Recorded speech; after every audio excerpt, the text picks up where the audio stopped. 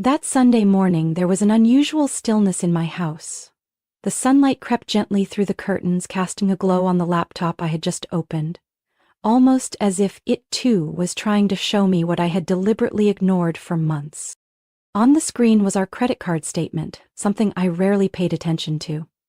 Because my husband, Ethan, always said, "I've got it covered, don't worry." But that day, a notification popped up from the bank, just as I was about to look up a new pancake recipe for my son. $2,900 at Cartier. $1,700 at Burberry. Dinner at Elora's garden on my birthday, with a note. 2 guests, garden view. The taste of coffee suddenly turned bitter in my mouth. This year on my birthday, Ethan had said he was at a weekend conference in Dallas. The kids and I had made do with a last-minute store-bought cake, blowing out candles over a video call. I had even felt touched when he called right on time. Now I knew he was in Dallas all right, just not in any conference room. "What are you looking at?" Ethan's voice rang out behind me. He strolled into the kitchen with that same casual air, smiling like he hadn't hidden anything from me in our 16 years of marriage. I snapped the laptop shut quickly. "Oh, just a few online orders," I replied, matching his calm tone. Inside, my heart was pounding so hard it felt like every vein might burst through my skin. "My name is Amelia Thompson. I'm 41 years old, living in Nashville. Before getting married, I was a creative director at a major media firm in Atlanta.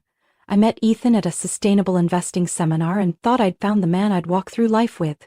He was 38 then. Successful, charming, and had the kind of eyes that made you feel heard. I gave up a rising career to build our home, raise our 2 kids, and support Ethan as he expanded his finance career. I was the woman behind every company event, every family trip, the one who remembered every anniversary. Even when my husband didn't. And now I was staring at the trail he left behind in his secret spending. "Hey Amelia, not sure if I sent this to the right person." A text from Mia, my college friend, popped up, with a photo attached. I opened the photo. It was from a charity gala Ethan had sponsored. He was wearing a deep blue suit, holding hands with a petite blonde in a red dress, her head tilted sweetly onto his shoulder. She was young, at least 15 years younger than me. I had never heard of the event. Ethan had never mentioned it. My mom, my daughter, little Sophie, came down the stairs, her hair a mess from sleep. "Is Dad not eating dinner with us anymore because he has a new girlfriend?" I nearly dropped my coffee cup. "Why would you ask that?" I turned around, trying to mask the shock on my face. "Lily said before her parents got divorced, her dad was gone a lot too, just like ours." She said it softly with no blame. Just a quiet observation. I didn't respond right away. I just pulled her into my arms, brushing her hair with my fingers, while inside I felt like something had shifted for good. Some things I had known all along, but once you see the truth, you can't unsee it. I can't remember how I managed to smile and make conversation the rest of that day. I took the kids to the park, stopped by the grocery store for dinner, and cooked Ethan's favorite roasted chicken, all while my mind kept spinning with one question. Who was she? And when did it start? That night, after the kids had fallen asleep, I lay still in bed, facing away from Ethan. He was beside me, scrolling through his phone like always. I closed my eyes and pretended to sleep, waiting for the familiar rhythm of his breathing. Part of me wanted to believe I was wrong, but the other part knew. A wife's instinct is rarely mistaken. At 1:47 a.m., I quietly got up, walked over to his nightstand and picked up the phone he always kept within reach, like an extension of himself. He'd changed the password a few times this year, but I'd watched him enter it. 6 digits. Our son Ryan's birthday. Soft click. The screen lit up. A new message sat at the top. "Good night, Em. Miss your arms around me last night." I opened the messaging app. The name displayed. Chloe. I didn't need to guess. The messages stretched like love letters from a man who wasn't married. Selfies from hotel rooms, heart emojis, audio clips where she called him E. Each one felt like a knife to the chest. Chloe, 27, loose brown curls, sun-kissed skin, total Malibu girl vibe. and clearly not shy about her body in those skin-tight dresses. I opened Instagram, searched the handle she had mentioned in a message, at @ChloeBryn_fit. A yoga instructor with nearly 80,000 followers. Photos by the pool, in gyms, at a resort in Arizona. The same trip Ethan said was a corporate leadership retreat. I grabbed my earbuds and played the most recent voice message, Ethan's voice, soft and affectionate. "Good night, baby. Wish I could hold you one more night." I set the phone down, walked silently into the bathroom and locked the door. The lights came on and I stared at myself in the mirror. My face was pale, my eyes sunken like I'd been crying for a week. I slid down to the cold tile floor, clutching the phone, my whole body shaking with fury. I had given up everything. For family, for our kids, for the man now sleeping soundly outside, clueless that his carefully constructed mask was starting to crack. I bit my lip until I tasted blood, to keep from crying. I couldn't fall apart now. I unlocked the phone again and began snapping screenshots. Each message, each photo, each transaction in the email app, every piece of evidence was sent to a private email Ethan didn't know existed. It was time to remember who I was. Before Ethan, I had been a woman who led. Someone who pitched million-dollar campaigns. Someone who bought her first car with her own bonus check. I used to believe I could build a happy home with enough love and effort, but I was wrong about one thing. You can't build joy by burying yourself. I got up, blotted the tears from my skin and faced the mirror like someone searching for herself. To remember the face of a woman who had just been betrayed by her husband and who would never let it happen again. I took action the very next day, when Ethan left the house early claiming he had to meet an investment partner in Knoxville. He walked out in his usual charcoal suit, kissed me on the cheek like always, completely unaware that I had read all the love messages he sent to someone else the night before. That afternoon, I met with an old friend, Amanda, who now worked in corporate security. I told her plainly, I need someone to follow my husband. I need the truth, not the polished version he performs for me every day. Amanda understood immediately. I know a guy, quiet, doesn't ask questions, clean work. 2 days later, I met privately with a private investigator named Russell at a quiet cafe in Brentwood. I gave him Ethan's daily schedule along with screenshots of texts with Chloe I had saved. I need to know when they meet, where and how much Ethan is spending on her, I said firmly. In 2 weeks, I'll have everything you need. And just like he promised, on day 10, an email came from a secure address, codename Black Swan, investigation report. I opened the attachment while sitting in my car, parked near the elementary school soccer field where Ryan was practicing. The first few photos nearly took my breath away. Ethan and Chloe leaving a luxury condo building in Midtown holding hands. He carried her yoga bag and opened the car door like a perfect gentleman. There was even a copy of the lease, in Ethan Thompson's name, with rent listed at nearly $4,900 a month. Russell had also attached a spending summary from the secondary credit card Ethan had opened and given Chloe access to. Total spending in the past 5 months, $118,000. Money spent on spa treatments, jewelry, hotels, airfare, and even a specialized yoga retreat package in Sedona. I clicked on the receipt for $17,400 at Harry Winston, dated June 5th. I let out a bitter laugh. That day was our wedding anniversary, 16 years to the day. I sat there, hands clenched on the steering wheel, eyes watching the kids running across the field. I asked myself, what had I missed? How many lies were wrapped in excuses like business trip, last-minute meeting, or client needs a one-on-one? And how many times had I told myself, Ethan's a good man, just under a lot of pressure at work? I forwarded the full report to a backup email account I had created, carefully deleting all traces from my phone and the household tablets. Each piece of evidence I numbered, labeled, and organized: photos, messages, statements, contracts, videos. I bought an external hard drive and hid it in the back drawer of the kitchen cabinet, the one only the kids and I ever opened. That night, when Ethan came home, he brought red roses and a box of pastries from my favorite bakery. "You seemed a little off the last few days," he said. "Thought I'd surprise my wife." I took the flowers and smiled faintly. "Thanks. I'm guessing you're trying to make up for something." He laughed, thinking I was joking.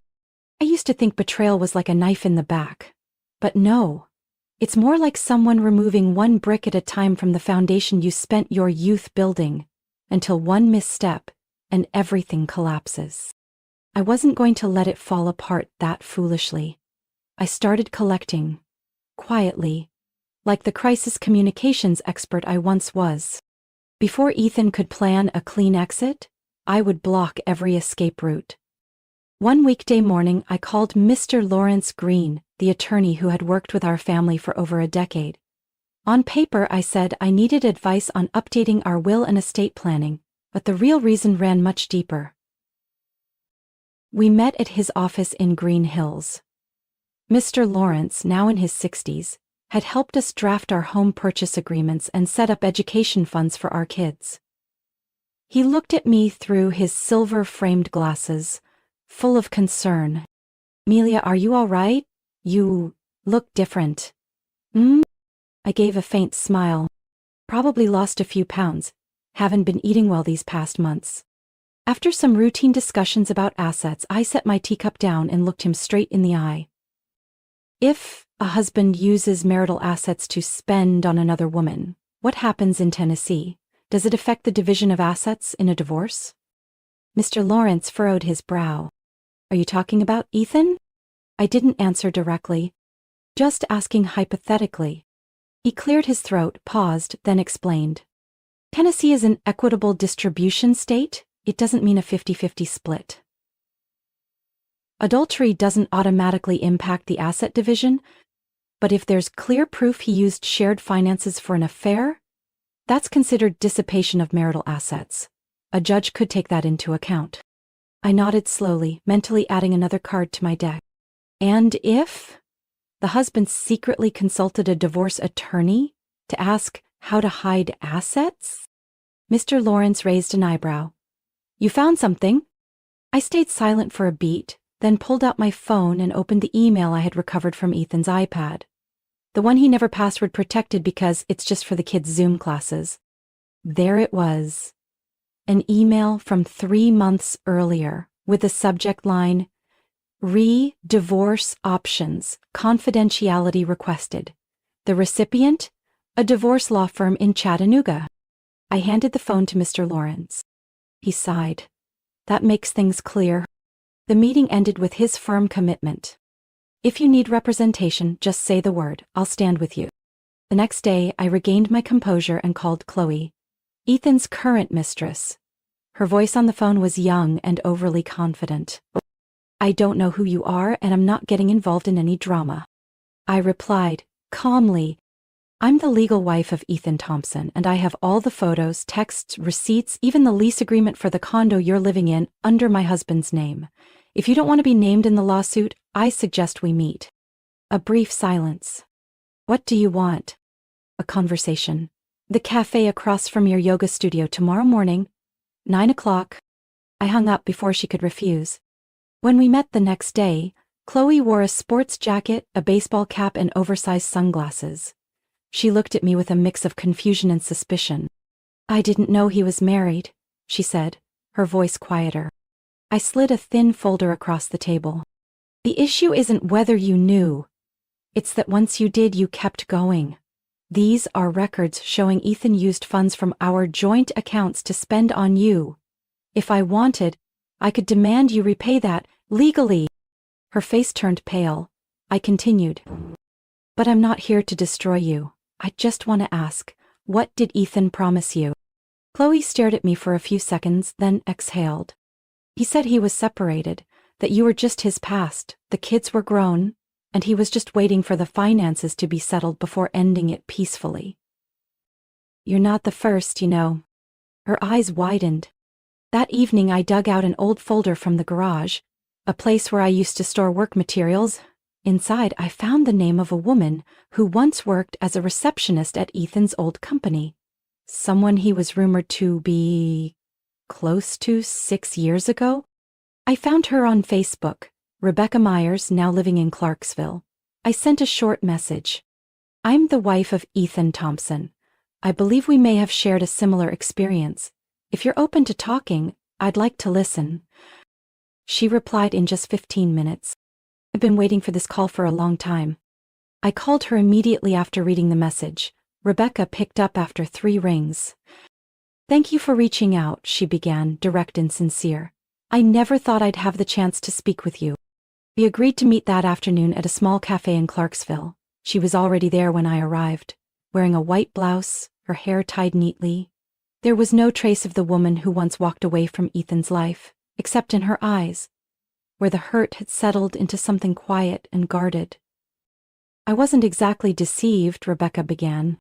Because when we met, he said he was separated, that his wife was cold, too focused on the kids and didn't care about him anymore. I believed him.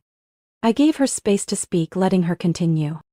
He promised he'd leave everything behind to be with me, said he had put down a deposit on a house in Chattanooga, even took me ring shopping.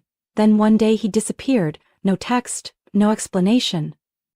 She opened her wallet and pulled out an old screenshot from her previous phone. Ethan hugging her on a beach. Below it, the caption read, "Won't make you wait much longer. We deserve a new beginning." Rebecca sighed.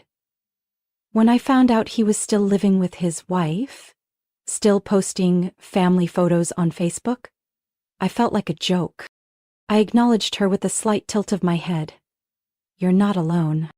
We looked at each other, and for a brief moment no words were needed. We both understood.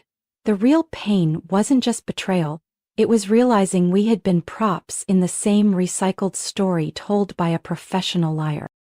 I'll testify if you need me, Rebecca said firmly, not out of bitterness but because you and your children deserve the truth. I left the cafe that afternoon with 2 things, a willing witness and final confirmation that Ethan had been living a double life for years. I started moving money into a separate account at the end of October. Not much, just a few $100s at a time, disguised as routine expenses, back-to-school shopping, tutoring fees, car maintenance. Ethan didn't notice a thing. In his eyes, I was still the quietly devoted wife, managing our household budget without question. After 8 weeks, I had diverted nearly $32,000 from our joint accounts. Half I placed in a personal savings account at the local bank. The other half I opened a trust account under our children's names. I used an alternate identity, something I learned back when I worked crisis communications for state-level political figures. I also knew that to truly bring Ethan down, I needed a trump card from where he least expected it. Inside his own company. And the first person who came to mind was Elaine Cartwright, Ethan's longtime executive assistant, who had worked with him for nearly a decade at Brindle & Co., the investment firm. Elaine was in her 60s, with silver-brown hair, dressed simply but professionally. Ethan used to call her a walking fax machine when he was irritable. I always believed she was the only person in that office who truly knew how untrustworthy he could be. I invited Elaine for coffee on a Friday afternoon. We chose a small cafe in Franklin, somewhere no one would recognize us. She arrived on time, sat down, and looked at me for a long moment before speaking. I guess you know now, she sighed, handing me a thin folder. You're not the first. And I doubt you'd be the last if no one finally teaches him a lesson. I took it. Inside were copies of emails between Ethan and the internal accounting department. They referenced the setup of a shadow investment fund named Northlight Holdings, opened at a bank in the Cayman Islands. He signed it under the company's legal name, but the funds came from the reserve account, his post-tax bonuses. Ethan figured no one would notice because that fiscal period hadn't been audited yet, Elaine said, lifting her eyes to meet mine. But I noticed. Whose name did he use to move the money? I asked. Ryan. I nearly dropped my glass. My son? Yes. He listed him as a potential beneficiary, just legal enough to pass a surface audit, but it wouldn't hold up under real scrutiny. My hands trembled. He hadn't just betrayed me. He had dragged our 14-year-old into his dirty financial schemes. I have full copies on a flash drive, Elaine said, pulling a small, leather-wrapped USB from her purse. Everything.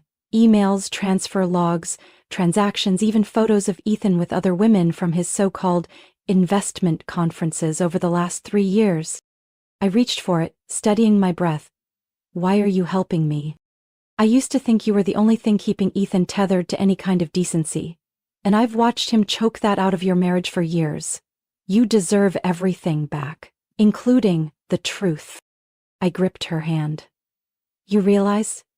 You just became the most important part of my plan? She let out a soft laugh.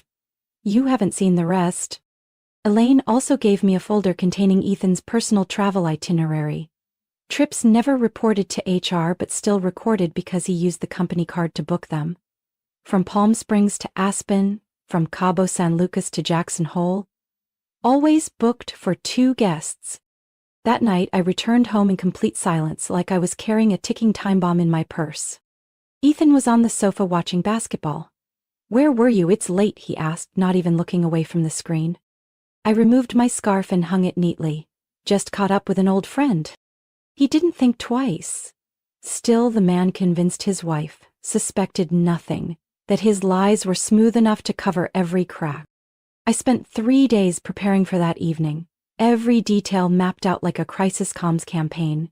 Except the goal wasn't to save a brand, it was to expose a hypocrite in front of the very people who once believed in him blindly. I called my mother-in-law Lorraine and Ethan's sister Cassandra, sounding cheerful. Next week is our 16th wedding anniversary. Ethan's been swamped lately, so I want to plan a little dinner surprise. I'd love for you and Cass to join us. Lorraine lit up. Oh my goodness, you finally got him to take a night off. I'll wear the lavender dress I wore at your wedding. I booked a table at Maison Bronte, the French restaurant Ethan once went to with Chloe. I had a copy of their receipt, including $200 wine glasses and a salt-crusted lamb dish. This time, I chose the exact same private room on the 2nd floor and pre-ordered the same meal. That evening, I wore the red gown I had kept from my creative director days, off-shoulder V-neck, elegant. Around my neck sparkled the diamond necklace Ethan once gifted Chloe, worth nearly $18,000. It now belonged to me, thanks to an anonymous package Chloe sent 2 weeks earlier, with a note that read, I don't want these. I'm sure you'll know when to use them. I stepped out of the dressing room just as Ethan fumbled with his tie. Whoa, what are you wearing? He asked, frowning. You look totally different. I smiled. Well, tonight's special, isn't it? You forgot. He hesitated. Oh, I thought I had a dinner with my boss, I gently but firmly cut in. I already invited your mom and Cass. I've paid for the private room. It's not exactly cancelable. He paused, then reluctantly nodded. All right, let's go. At Maison Bronte, when we walked into the room, his mom and Cass were already seated, along with 2 close family friends, Uncle Thomas and Aunt Helen. Everyone was cheerful, complimenting my look and asking Ethan why he hadn't visited home lately. Dinner started normally. I poured wine for each guest, smiling politely like the picture-perfect wife. But when dessert arrived, I pulled a small black box from my purse and placed it gently in front of Ethan. Happy 16th anniversary, I said, light as air. Ethan opened the lid. Inside was a credit card, cut in half. It was the secondary card he had secretly opened for Chloe, which I had revoked from our account. He went pale. What's going on? His mother asked, worried. I opened my wallet and pulled out a black folder. White label on top, misuse of marital assets. I handed out mini packets to each person at the table, each carefully curated. Photos of Ethan with Chloe at resorts, credit card statements, hotel bills, emails from the lawyer's office asking how to protect assets during divorce. This is everything I've gathered over the past 6 months, I said calmly. I thought everyone here deserves to know who Ethan really is. Lorraine trembled as she flipped through. Cassandra looked stunned. Ethan stood abruptly, voice shaking. What the hell are you doing? You can sit and let them finish reading. Or get up and run like you always do, your choice. His mother sobbed as she stared at a photo of Ethan and Chloe in a hot tub in Santa Fe. I added, I've moved half our assets from the joint account into a personal one. Fully legal, entirely within my rights. Divorce papers will be delivered to your office at exactly 9 a.m. tomorrow. And Ethan, this necklace on my neck? You bought it for your mistress last month. I just figured tonight was the perfect time to wear it. Ethan staggered slightly, words caught in his throat. I'm not doing this to ruin you, Ethan, I said, meeting his eyes. I'm doing this to end what you've been quietly destroying for years, and I won't be the one left in pieces. The divorce was finalized faster than anyone expected. He had nothing left to stand on. Once my attorney submitted everything to court, from financial records, shady transactions, audio clips of his talks with Chloe, to Elaine's USB drive, Ethan had little choice but to sign. His family stayed completely silent. His father, Ronald Thompson, founder of the family real estate firm, said only one thing the last time he saw Ethan. "From now on, we have nothing more to say to each other." The following week, he announced his early retirement and transferred full control of the company to his nephew on his sister's side instead of letting Ethan take over as originally planned. Ethan wasn't invited to the announcement. He only found out from a local newspaper. Cassandra, his sister, also cut ties. I received an email from her a few weeks later. The first line held just 3 words. "I'm so sorry." She wrote that at first she had tried to believe Ethan was innocent, because every brother makes mistakes. But after reading all the documents I had sent and watching her mother cry herself to sleep every night from the shame, Cassandra realized Ethan hadn't just betrayed me, he had betrayed everyone who once believed in him. At the end of the message, Cassandra invited me to her daughter's birthday, little Lila, 8 years old, with a note that read, "Lila always says, Miss Emilia is the strongest mom she knows. I hope you'll come, not as my former sister-in-law, but as the role model she looks up to." And as for Chloe? 3 weeks after that night, a package with no sender's name was delivered to my house. Inside were all the things Ethan had once bought for her. A brand new pair of Chanel heels, a crocodile leather handbag worth nearly $9,000, and the Cartier watch I'd once seen in a photo. Everything was neatly wrapped. At the bottom of the box was a handwritten note. Just one line. "He's yours, good luck." I folded the note and placed it in the bottom drawer of my home office, not to keep it, but as proof that even those who were once deceived by the same man could wake up. I used part of the divorce settlement to invest in a nonprofit media project led by an old friend, Rachel, a former colleague from Atlanta. She was building a platform to support women entrepreneurs across the southern states. "I need someone who knows crisis management and brand strategy," Rachel said when she called, "and I need someone who understands what it means to rise from wreckage." I didn't hesitate. Another portion of the money was placed into 2 trust funds for Ryan and Sophie, completely out of Ethan's reach. The trusts were in my name, managed by attorney Lawrence, and clearly stated, for education, healthcare, or startup ventures once they each turned 21.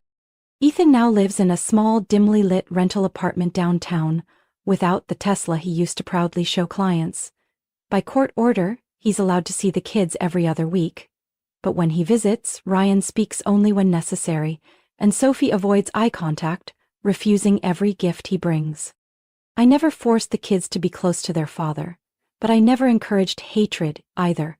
I only said, "It's okay to be angry, but you need to learn how to grow beyond the pain, not live in it." That morning, as I stood inside my new office, a red brick building on the 3rd floor in Nashville, watching the city through a wide window, Rachel walked in and placed a hand on my shoulder. "Amelia, do you know what you look like right now?" I smiled softly. "Like someone who just escaped a fire and is rebuilding a house?" Rachel shook her head, like the last person to leave the fire and the only one who took the map. One evening in late February after dinner, Sophie, who was 10 at the time, tiptoed into my room holding a pink box she always used to store the most important things. "I have something to say," she whispered. I closed my laptop and looked at her. "What is it, sweetheart?" She opened the box and took out an old photo of Ethan with the kids at Disneyland. She held it for a second, then placed it back inside. "I don't hate Dad anymore," Sophie said softly. "But I still don't want to go out with him alone." I gently stroked her hair, asking nothing more. "Why not?"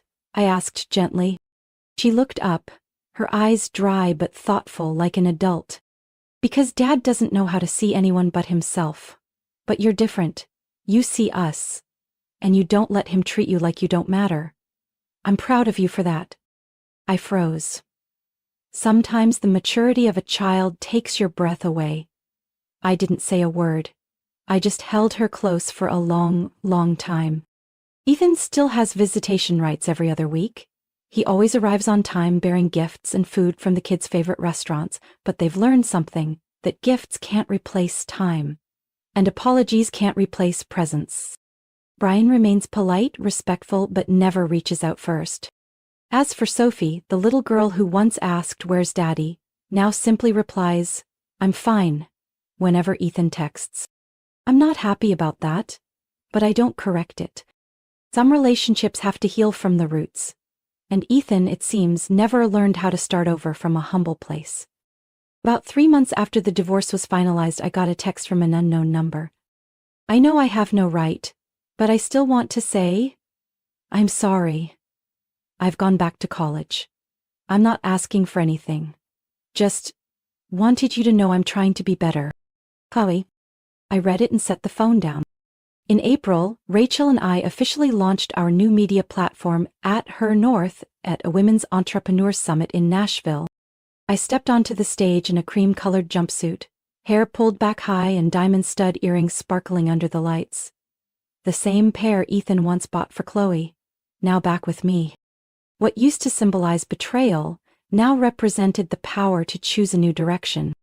A reporter asked, "You were once a prominent figure in media. After all these years away for family, how does it feel to return?" "I'm not coming back," I replied. "I'm moving forward. Only this time, I'm headed the right way." My story isn't just about escaping a marriage built on lies. It's a declaration that women can rise from devastation with their own strength. I had once been the good wife, the devoted mother, the woman who stepped back for family. And then I was forced to choose again, between silence and truth, between breaking and becoming. I chose myself, and in that choice, I found not just freedom but pride, something to pass on to my children. What do you think of Amelia's decision? Should she forgive, or was she right to stand up for herself and her kids? Share your thoughts in the comments, and don't forget to follow the channel for more powerful family stories to come.